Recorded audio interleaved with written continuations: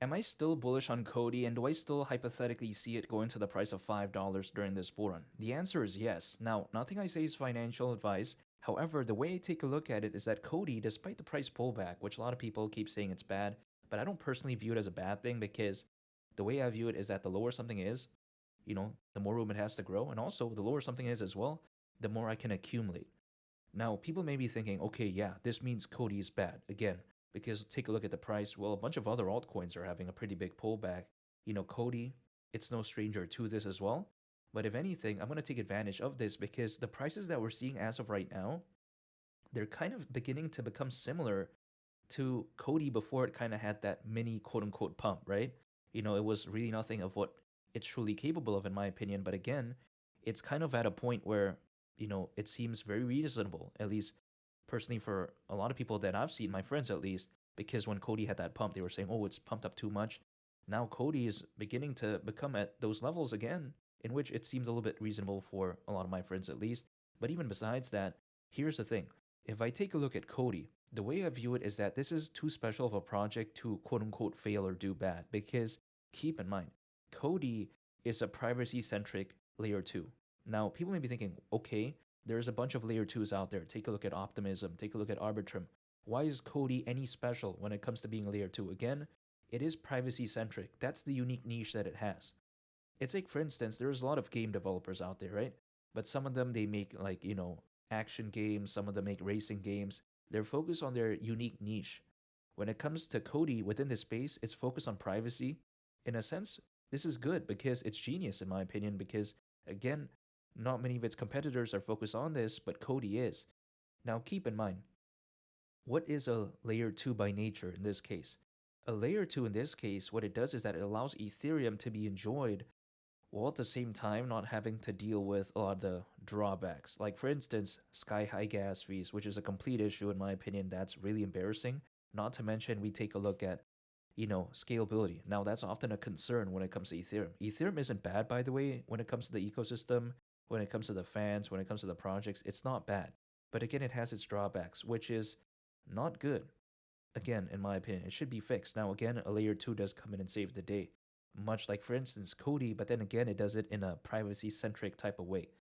Now, Cody, initially, when I first talked about it, I think some people might remember if they watch my earlier videos, but even besides that, Cody in the beginning wasn't like this, right? In a sense, in the beginning, it was focused on the payments market, which wasn't bad, by the way. I mean, I was bullish on Cody then because, of course, the payments market is currently valued at over $2 trillion. But now that Cody kind of changed, it transformed to become a layer 2 for Ethereum, quite essentially its focus, right? I would say, and becoming one that's privacy centric. I'm bullish on that too. I believed in, you know, Cody before, and I still believe in it as of right now. So either way, I'm still very bullish on Cody. Now, it would be weird if Cody was like, focused on the payments market and then it suddenly became a meme coin. That'd be very bizarre. But then, you know, changing from that to this, I don't see why it's bad, really. I mean, Ethereum, you take a look at how it could be massive in the future, even more massive than what it is as of right now. Take a look at the Ethereum ETF. Take a look at how a lot of people do love building on Ethereum. Take a look at the number of institutional investors, the amount of enterprise adoption. I don't think that Ethereum is going to do bad anytime soon, despite its drawbacks. Now, are there better layer 1 blockchains out there, fundamentally speaking? I would say actually yes, a lot. But then in terms of the ecosystem, in terms of the fans, Ethereum feels undefeated at this point, and it's going to continue to stay that way for a long time. So I still do believe that as Ethereum grows, I think Cody is naturally going to go along with that ride, just because, again, these layer 2s, I think there's going to be a need for them. If Ethereum continues to grow, and a lot of people still want to enjoy it, but then not deal with the nonsense, of course, these layer 2s, naturally, in my opinion, logically, it's going to go along with the ride. Now, let's not forget, right? When it comes to Cody, exchange listings are also pretty good. It's not the best, but it's a thumbs up for me. And also, not to mention, the community is very exciting, in my opinion. Meaning that it kind of reminds me of like a meme coin type of community. This is no, sort of dig or like, sort of trying to diminish Cody in any way because a meme coin type of community usually is very passionate. They usually really love the project. But then the amazing thing about Cody is the fact that the community is like that, but then it's actually not a meme coin. So it's a kind of a best of both worlds type of scenario. So this right here is what I really like about Coti. It's a very special project, very good and unique following. I do really love this. And I think the fact that the community still believes in Coti this much is a true testament to as to how much they believe in the leadership and the team of Coti. Because a lot of other projects out there, if they shift their focus, the community might leave. Maybe a lot of them might leave again, right? But in this case, not really. So I do view this as very fantastic. Now, why is going to the price of $5 not too much to ask for? Because if it were to go to that price, considering current circulating supply, market cap would be around $9 billion. Keep in mind, Dogecoin at one point reached over 80 billion.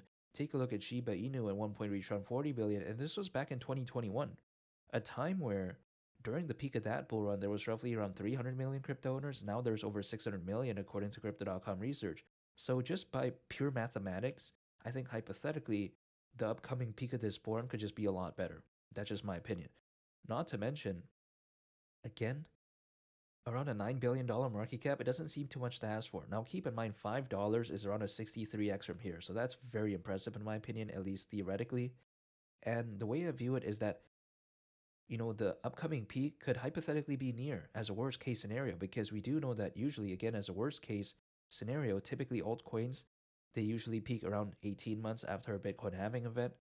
So if we take a look at the last Bitcoin halving event that happened in April of last year, again, 18 months from then would actually mean around October this year. So logically speaking, we could still have a ways to go. And usually when things pump, they pump up very fast. We've seen it happen when it comes to Coti, right? So the way you take a look at it, yeah, it's having a pullback, but it's a breather. I think on the way up, it's not going to have this straight shot up. Bitcoin didn't have a straight shot up. It had multiple pullbacks along the way. Coti, I don't think is going to be the quote unquote exception to that rule, if that makes sense. So again, I think it's only normal. I'm going to continue my strategy of dollar cost averaging. So anytime an income, acquiring, holding, and just waiting, literally that's it. Because I do believe that things could really cook up in a massive way here. As Bitcoin reaches 150,000, 200,000, maybe even beyond, this could be amazing. Keep in mind, according to Charles Hoskinson, who not only is the co-founder of Ethereum and also at the same time founder of Cardano, he does predict that based on a video that he was a part of back in November last year, that in the next 1 to 2 years, from then, he could very well see Bitcoin reaching anywhere between $250,000 all the way up to $500,000. So again, his best case scenario timeline is seeing Bitcoin as a worst case reach $250,000 in November this year.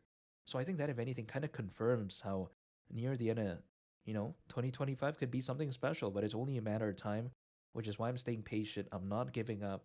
I think Coti is just too good. It's too special, and market cap is relatively speaking very low.